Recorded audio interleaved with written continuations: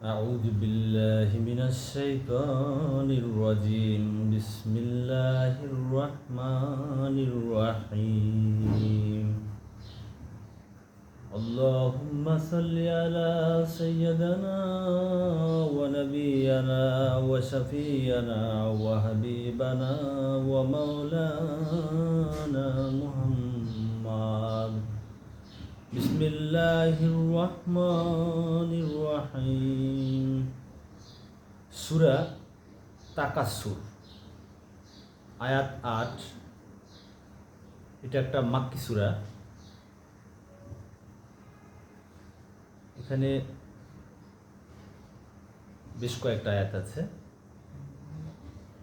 আল্লাহকুমুত তাকাসুর হাত্তা জুরতুমুল মাকাবির কাল্লা সাওফা তা'লামুন সুম্মা কাল্লা সাওফা তা'লামুন কাল্লা লাউ তা'লামুনা ইলমাল ইয়াকিন লাতারউন্নাল জাহিমা সুম্মা লাতারউন্নাহা আইনাল ইয়াকিন সুম্মা লাতুসআলুন্না ইয়াওমাইযিন আনিন নাঈম। এখানে এই সূরাটাতে যে বাংলা অর্থটা আছে, এখানে বলা হয়েছে যে আল্লাহকুমুত তাকাসুর হাত্তা জুরতুমুল মাকাবির, তোমাদেরকে প্রাচুর্যের লালসায় ডুবিয়ে রাখে কবরে যাওয়া পর্যন্ত। কবরে যাওয়া পর্যন্ত প্রাচুর্যের লালসায় তোমাদেরকে, এই প্রাচুর্যের লালসা তোমাদেরকে ডুবিয়ে রাখে। কাল্লা সাওফা তা'লামুন সুম্মা কাল্লা সাওফা তা'লামুন, না শীঘ্রই তোমরা জানবে।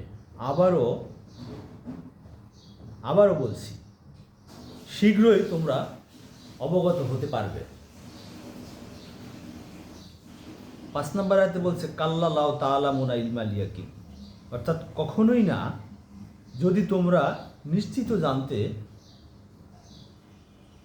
লাতারাউন্নাল জাহিমা সুম্মা লাতারাউন্নাহা আইনাল ইয়াকিন, তোমরা অবশ্যই জাহান্নাম দেখবে, তারপর তোমরা যা চাক্ষুষ দর্শন করবে, তোমরা যা সচক্ষে দেখবে আর কি,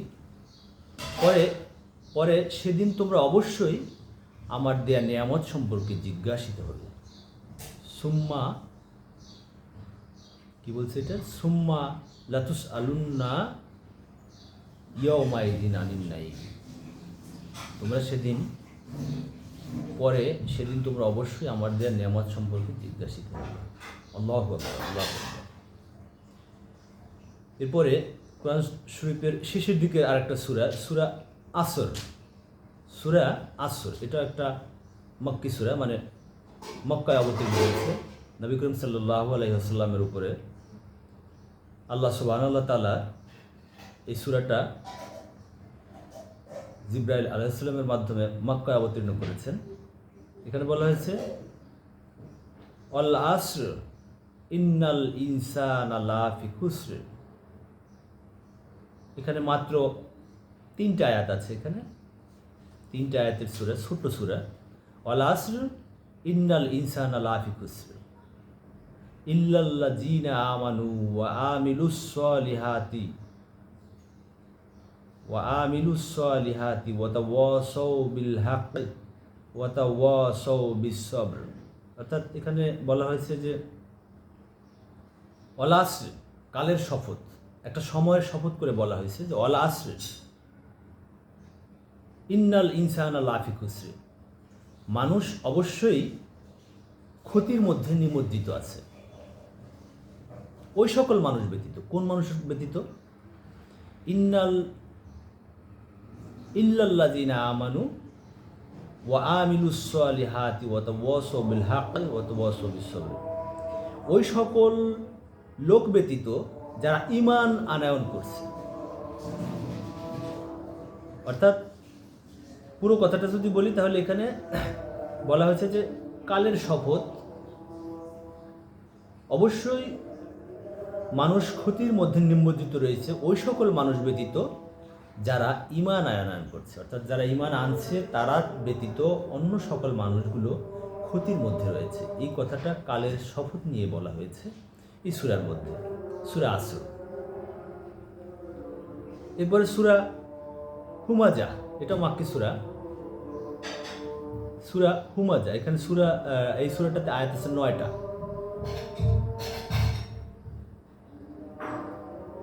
আচ্ছা, এরপরে পড়ছি সূরা ফিল।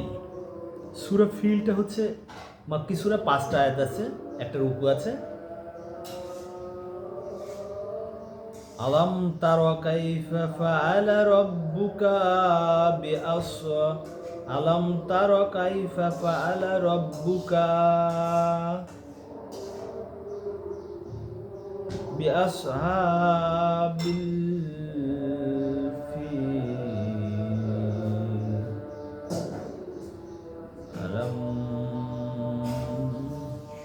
আজান দিচ্ছে, হ্যাঁ?